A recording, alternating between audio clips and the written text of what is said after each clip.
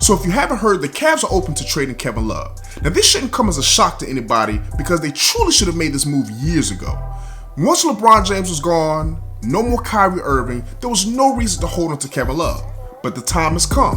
It's been reported by Shams Charania and Adrian Wojnarowski that the Cavs are ready to move on from this all-star big man, Kevin Love. But the question is, where will Kevin Love end up? So in this journey, I'm going to give you 5 teams. Some teams you've heard of, but some teams are going to be truly surprising, so make sure that you stick around to the end. This right here is going to be a big time move that could be ground shaking in the landscape of the NBA powerhouses. I'm going to give you 5 teams. 5 teams that are all either already contenders and or on the verge of being contenders, and adding a big man like Kevin Love could put them over top.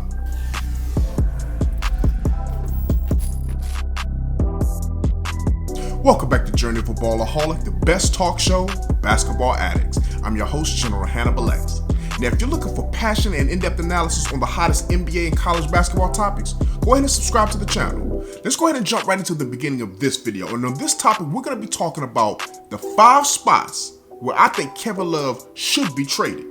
Now, the first team is an obvious one. This team has been rumored to get to be interested in Kevin Love for a while now, and it makes a lot of sense. The Portland Trailblazers. Unfortunately, this is a team that has been absolutely riddled by injury. They had Nurkic is out. They've got Zach Collins out. Paul Gasol had to retire because he's pretty much done. Then they just recently lost Rodney Hood to a torn Achilles injury. They had to bring on Carmelo Anthony due to all the injuries and just the lack of front court players.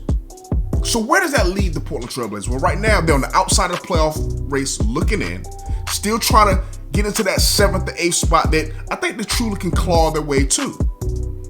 But if they're going to try to make any noise and try to get back to the Western Conference Finals where they were just last year, they're going to need some more front court help. And I think if the Portland Trailblazers are able to make a trade, here's a couple different options for them. You could trade Love for Whiteside straight up. Whiteside I think is making about $27 million a year. But to me, I don't think that's the best package that they should look to make. I think that they need to try to get a way to keep Whiteside, who is a legitimate rebounder and rim protector, and put Kevin Love at the power 4 spot, moving Carmelo Anthony off that 4, moving him to that 3 spot where Rodney Hood would just replace losing him to an injury. So if they were able to trade for Kevin Love, giving up Kent Bazemore and the injured Nurkic, I think Bazemore's making about $19 million. Nurkic is around $12 million. So trade those 2 out for Kevin Love. Now you got a starting lineup of Damian Lillard, CJ McCollum, Carmelo Anthony, Kevin Love, and Hassan Whiteside. Is that a contender? I think it is. Love's ability to play inside out, along with that pick and pop he can run with Dame or CJ, I like that. The defense is going to take a slight hit, but Portland's not a great defensive team as it is, considering the fact that they have Hassan Whiteside. When you go small, Melo can move over to the 4, Kevin Love can move over to the 5. I like that. I think Portland adding Kevin Love, I think that number 1 makes them a legitimate playoff team, but I think they can get back to possibly making the Western Conference Finals. We have to see. The next team that I have coming in at number 4, this is a surprise team that nobody's really talking about, but a team that a lot of people had high expectations for that haven't really truly lived up to it, and I think that they're missing a piece, and that's the Utah Jazz. The Utah Jazz are a defensive monster. We know that. They've got the reigning two-time Defensive Player of the Year and Rudy Gobert. They've added Bogdanovich. They've added Mike Conley. But there's something missing with this team. To me, I think they need more offense. And if you add Kevin Love to this squad, it makes a lot of sense, man. You'll be able to have Mike Conley, Donovan Mitchell in your backcourt. You could slide Bogdanovich, who truly is a 3 playing the 4 spot. Slide him to the 3, put Kevin Love in at the 4. Now you've got shooters all over. Joe Ingles, who was in a starting role, who's kind of been relegated to the bench, he's not really truly living up to what he's been. Get rid of him. Put him and some other guys, some cap fillers in there. Get them out of there. Dante Exum, you could add him in there as well. Make a 3-for-1 deal maybe. give the Cleveland Cavaliers an ability to have some cap flexibility, because Kevin Love right now is making about $28 million a year, and he's got 3 more years left on his deal. And the next 2 years, I think he's going up into the $30 million range. That's not what the Cavs want to pay. They don't want to pay that kind of money. So they're looking for cap relief. They would like some picks. They would like some young players. Utah could put a package together, get some young players over there, send them some picks, and they could have Rudy Gobert at the 5, Kevin Love at the 4, Bogdanovich at the 3, with Donovan Mitchell and Mike Conley. That team right there can make the Western Conference Finals. That team right there can be a contender because you have a good balance of offense and defense. What the Utah Jazz have right now, they're not going to get it done. They're a first-round exit team as it stands right now. Hopefully they'll know that, and hopefully they'll push that button. Let's go ahead and move on to the third team that I think that really, truly needs to make a move if they want to make some noise in the Eastern Conference. Now, the third team is a surprise team. Once again, this is a team that I haven't really heard too many people talk about in trying to get the services of Kevin Love. How about the Miami Heat? A surprise team thus far in the 2019-2020 season.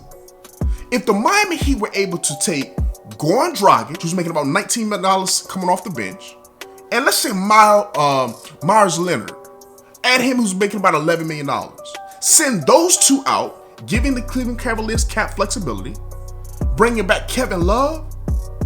Now that's a team that with Jimmy Butler, Bam Adebayo, Kendrick Nunn, that's Tyler Hero, that's a team that on offense and defense, especially when you get Justice Winslow back healthy, that's a team that can make a lot of noise. Right now, Jimmy Butler and the Miami Heat, they're playing above expectation. But if they want to make some true noise in the playoffs, you got to have at least 2 stars. You have to. Milwaukee has it with Middleton and Giannis, who's a superstar. The Philadelphia 76ers have multiple all-stars. The Boston Celtics have Kemba Walker and budding stars. Miami needs to add another star around Jimmy Butler. And I think Kevin Love could be that for them. But let's move on to the number 2 team. Because the number 2 team is a team that has been rumored to be interested in them. And to me, it's an absolute must that they make this move. The Boston Celtics. Danny Ainge recently came out and said last year he should have been more aggressive and should have made some moves. Well, Danny, you didn't.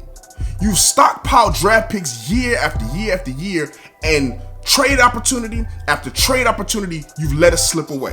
Whether it was going to get Jimmy Butler years ago, whether it was going to get Paul George, whether it was going to get Kawhi Leonard, whether it was going to actually go and get Anthony Davis, you didn't pull the trigger on any of them. Yeah, you went and got Kyrie Irving, which didn't work out. You brought in Kemba Walker. You still have Jason Tatum. You still have Jaylen Brown. This is a nice young core, nice perimeter trio that you have. But you got Gordon Hayward, who's sitting on that bench, who at the start of the season was playing really well, got another injury. When he comes back, what are you going to do with him? You can't play 3 small forwards, especially when you're lacking in your front court. Enes Kanter is not going to get the job done for you as your best big man. Keep this in mind. And this goes for not only Boston, but my number 1 team, which is a surprise in most people to hear. No team in NBA history, no team that has ever won an NBA championship did not have a power forward or a center that had already made an all-star or all-NBA team on their roster. I'm going to say that again for you. No team in NBA history has ever won a championship and they did not have a power forward or a center on their roster that had already made an all-star or an all-NBA team. The Boston Celtics do not have that right now. When you let Al Horford go, you not only lost one of your leaders, but you lost a guy who could be a front court, a linchpin for you.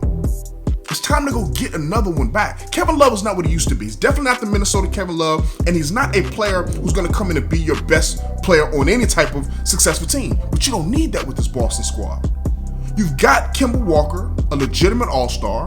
You've got Jason Tatum, who's a budding all-star. Some would say even has potential to become one day a superstar. Surround them with help.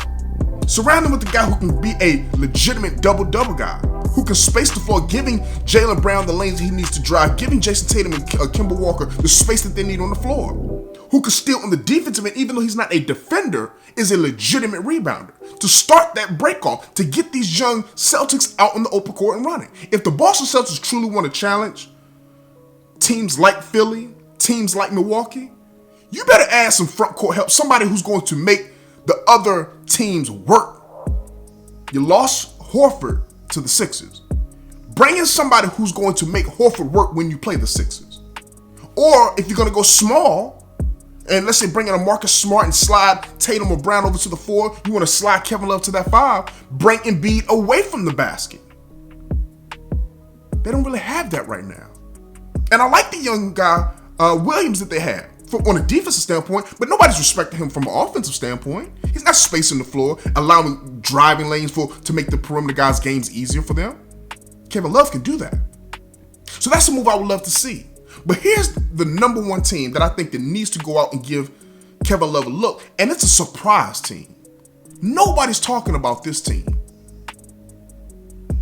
The team that I think that should go and make an absolute gamble are the LA Clippers. Not the Lakers, the LA Clippers. I'm going to tell you why. The Clippers right now are in a position where they have not one, but two bona fide, big-time two-way players, all-star, superstar level guys. They've got that. They've got Lou Williams, the best six man the game has ever seen. They've got Patrick Beverley, one of the best on-ball pit bull defenders at the point guard position that the game has. They've got Montrezl Harrell, who coming off the bench is giving them energy, hustle, scoring. They have a legit squad, so don't get me wrong. But what the Clippers don't have, which every NBA championship team has ever had, is a power forward or center who's made an all-star or an all-NBA team. Now you may ask, well, why does that matter with the Clippers? Because they have a legitimate squad, and I give you that. They are contenders. But think about this. In the playoffs, the game's going to slow down. Spacing is very, very important. The one thing that the Clippers lack, or their biggest weakness, is their front court. Now here's something. Check this out. Montrezl Harrell is a legitimate big man. He's improved even from what he was last year. I think he's giving him like 19 and 8. But what Montrezl Harrell is not is an experienced playoff player, number one. He's not a legitimate elite level rebounder. He's not a legitimate elite level shot blocker. Yes, he can rebound. Yes, he can block shots occasionally. When you're talking about big men who are going to be able to do that, and you can rely on doing that in the playoffs, that's not Montrezl Harrell. Go back and look at what he did in the playoffs just last year, or in any year that he's been there. He's not that guy that you want to rely on as your best big man. If he's able to come off your bench and give you that energy, give you the effort that he does right now, you love that. But they need an upgrade at that starting position. Here's another reason why they need to bring in a guy like Kevin Love. Montrezl Harrell right now has to play the 5 for them most of the minutes, because Zubac right now, even though he has the size, even though he has the ability to block shots, Zubac has cement feet. He can't play that pick and roll game. If he's guarding or being put in the pick and roll by James Harden from the Rockets or LeBron James from the Lakers or any of these elite teams that have elite guys that's going to put him and put those feet to work, he's a liability. Doc Rivers knows that. That's why Doc Rivers only plays about 10, 15 minutes a game. He gives him good minutes while out there, but he can't be that guy in the playoffs. I say trade Zubac, trade Mo Harkless, trade Jerome Robinson. Put 3 or 4 young guys together, send their butts out of there. Let the Clippers put Kevin Love in that starting lineup at the 4. With the rest of the guys that you have out there with Paul George, Kawhi Leonard, and Patrick Beverley. Still bring Lou Williams and Montrezl Harrell off the bench. Go make that move. And now, check this out. When the game slows down, you could have Kevin Love running those pick and roll with those 3 perimeter guys, and now you have a floor spacer. One of the knocks on Montrezl Harrell, he doesn't shoot threes. Yes, he's a good pick and roll guy. Remember, we're talking about winning a championship.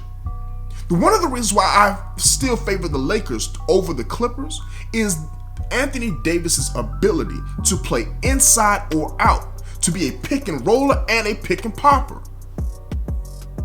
Harold can't do that. Zubac can't do that. These guys are pick and rollers. They have no ability to pop, especially when you talk about from the three-point line. And when you have a team that has Kawhi Leonard, Paul George, Lou Williams, perimeter guys who are going to shoot, who want to get into the paint but truly can't get there if the defenses are sagging on them. And I'm not talking about a regular season game in December. I'm talking about a 7-game series where you're matched up against another elite team in the playoffs in May and June. You got to pull these big men out to create paint space, to create driving lanes. Why do you think LeBron James, when he teamed up with Dwayne Wade in Miami, was so successful? Chris Bosh had to become a glorified role player. He had to be able to space the floor, step onto the corner, step onto the wing to give those guys driving lanes. The same with Kyrie Irving and LeBron James. They needed that space. Kevin Love provided that. I think he can do the same thing for Paul George and Kawhi Leonard. If the Clippers are able to get Kevin Love, even as a Laker fan, I would have to say they are hands down the favorite to win the chip. Not right now, based on their roster. They don't have that big man that's going to truly pull those elite shot blockers that the Lakers have away from the basket. So as the series goes on and adjustments are made, the Lakers are just going to pack the paint. They're the best shot blocking team as it is. So now you're forcing Kawhi Leonard, Paul George, Lou Williams, guys who can shoot, you're forcing them to be strictly shooters, jump shooters. What do you think that's going to mean on the glass? Because as we know, Montrezl Harrell and Zubac, these are elite level rebounders. Listen,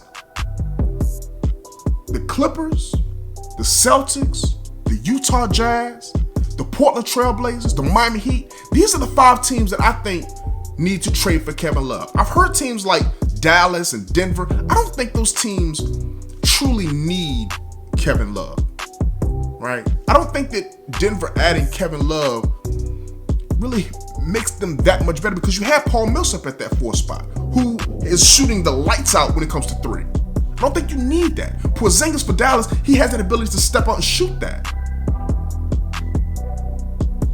These teams that I named, I think they need that extra dimension, that extra all-star, that extra oomph from the offensive and the rebounding perspective that Kevin Love brings. What do you think?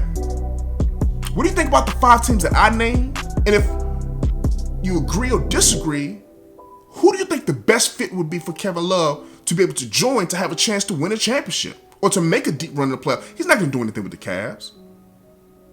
Go down to the comment section below and let me know what you think. As always, I appreciate you for taking a look at this video. Please subscribe to the channel, hit that like button, and tap that notification bell so that you can stay updated with the journey of a Ballaholic.